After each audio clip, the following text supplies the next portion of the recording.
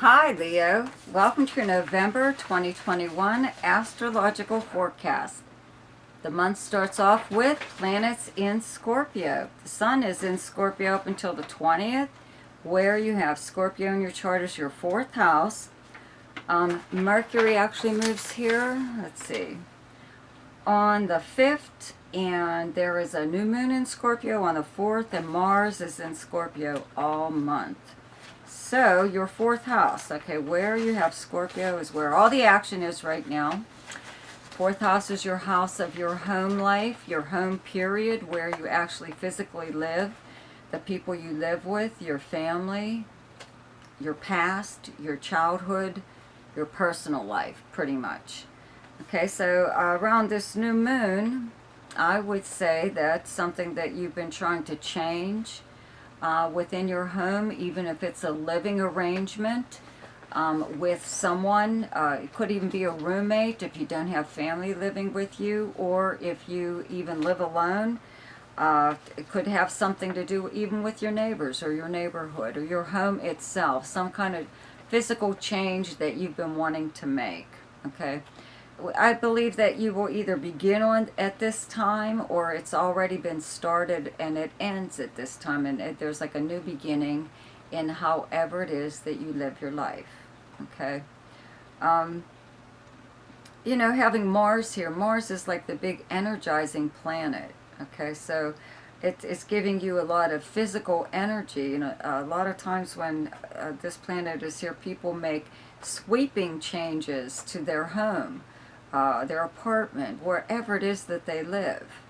Okay, so this could just like be one of those times.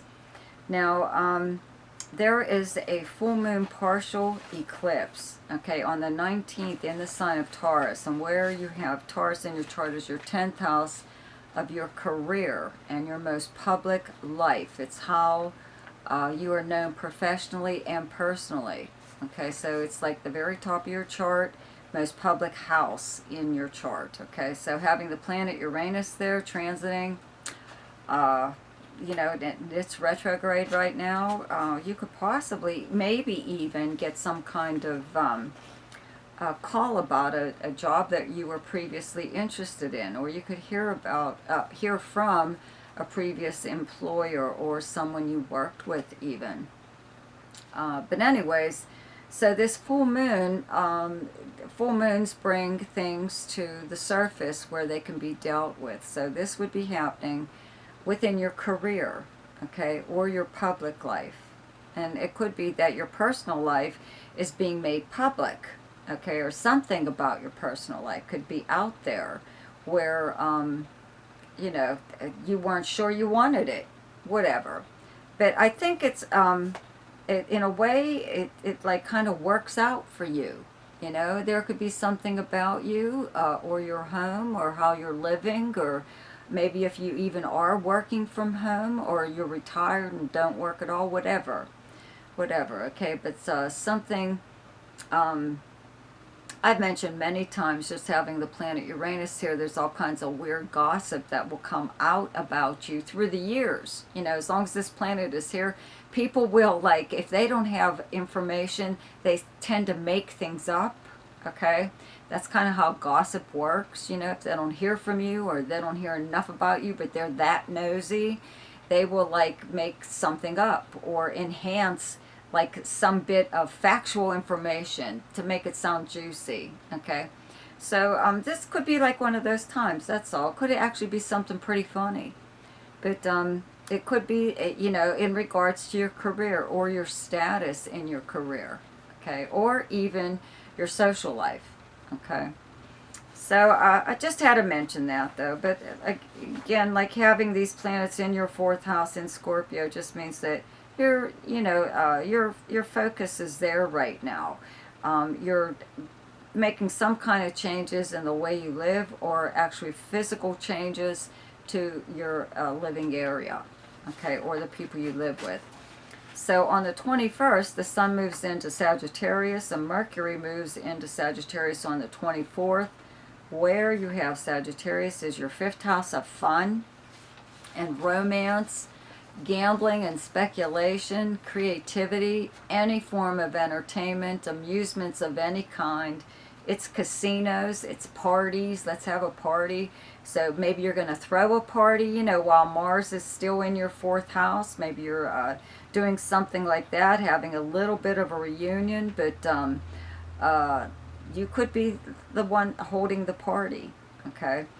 But you know, this is enhancing the fact, though, that in your seventh house, where you have Aquarius, is the planet Jupiter, and also Saturn. These are transiting here together, have been for a while, but seventh house is your house of partnerships, romantic, business, or close friend. Okay, so you have planets in your fifth house in Sagittarius, and for romance, you know, so I'm going to have to say, like, this is what's going on right now. Okay, a lot of times, though, you know, when Jupiter is in the seventh house, it's a time of like engagement or marriage. Okay, having Saturn here at the same time kind of means that you're looking for somebody that's stable and reliable, you know, somebody that's good for you, not some, you know, whatever, not a person that possibly you were attracted to before Saturn entered this area.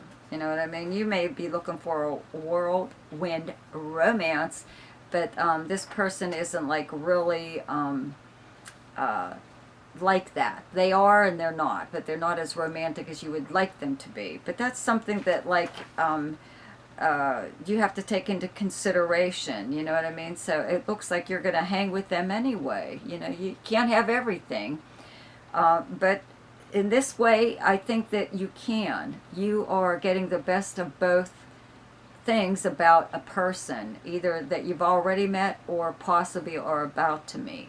Okay, they have a little bit of everything. They're not too out there, and they're not too boring either. You know, they're like the best of, like I said, of everything. You know, I believe that if you really are looking for something like that, okay, romance, this would be the time to begin that. Okay, when planets move into Sagittarius into December, maybe you'll be getting out a lot more because of the holidays, you know, put you in touch with people or get you to go out, or even if it's one party that you go to for the holidays, you know, you could actually end up meeting somebody there.